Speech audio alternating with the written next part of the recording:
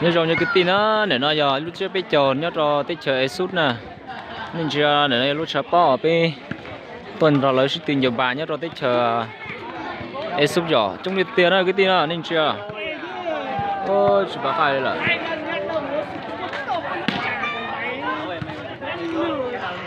trong cái này của cho nên mình chỉ lử nữa lúc trước bỏ đó là giờ chúng tiền đó nên chưa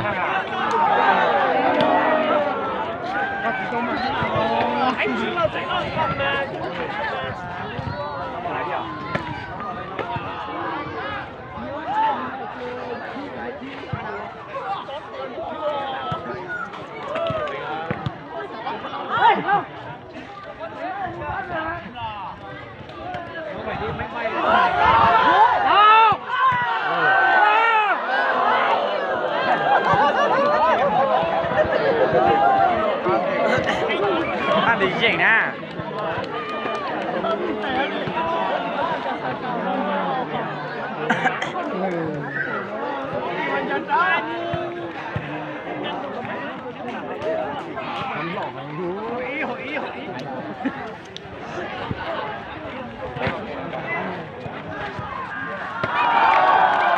tiền nó cho nên gì mới lười là nó chỉ số lúa tí on là nó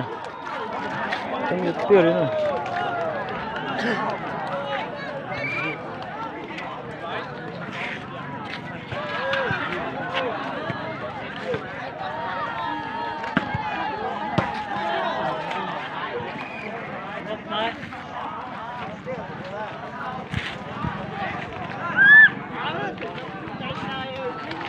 nhưng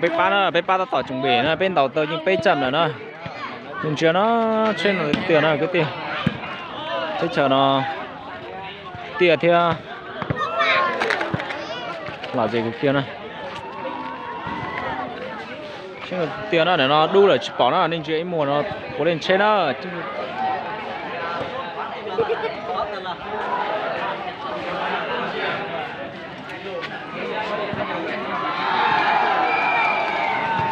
rồi lửa nó chẳng có tiền đó nên chuyện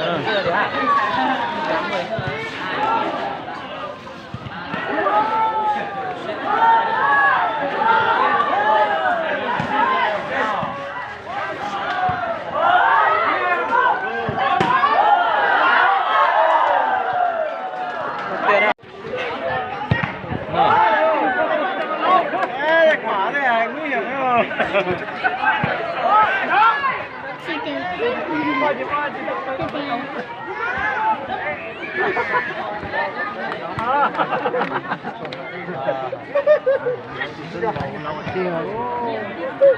Tả gì hả đi, chỉ số nào? Đó.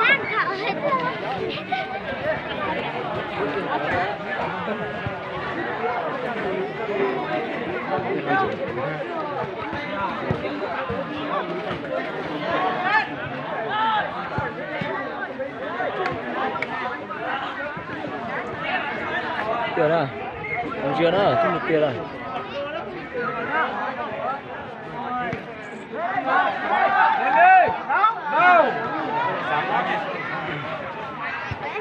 xì chấp lắm này cái xin gì là nói con này mình gì